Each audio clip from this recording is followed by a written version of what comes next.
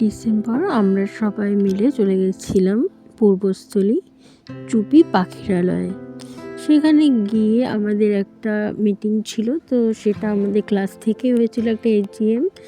সেটা শেষ করে আমরা একটু ঘুরেছিলাম। এখানে পার্ক দেখতেই পাচ্ছে যে আমি তো সেখানে আমাদের বিভিন্ন স্যারেরা বিভিন্ন বক্তব্য রেখেছেন এবং তাদের মূল্যবান বক্তব্য আমরা শুনেছি এবং সেটা মেনে চলার চেষ্টা করব।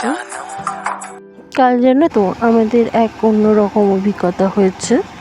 কালকে বিভিন্ন জায়গা থেকে বিভিন্ন ক্লাসে, মানে আমাদের যে সংগঠন আছে সেই সংগঠনে বিভিন্ন লোকেরা এসেছিল, স্যার এসেছিল এবং প্রত্যেকটা স্টুডেন্ট, অনেকে আসেনি আবার।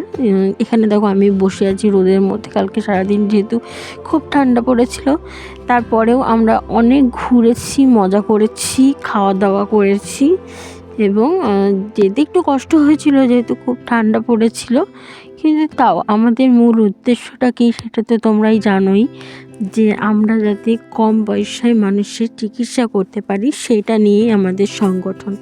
তো এই যে খাওয়া দাওয়ার আয়োজন হয়েছিল, এখানে আমাকে শপথের যে বাণীগুলো সেগুলো বলতে বলেছিল, আমি বলছিলাম এবং সারাটা দিন খুব সুন্দরভাবে কাটলো। যাই হোক, যাওয়া আসা, গেট রেডি এগুলো শেয়ার করতে পারিনি, কারণ অনেক সকালে ভোরবেলা উঠে আমাদেরকে যেতে হয়েছিল এবং ট্রেনে খুব ভিড় ছিল।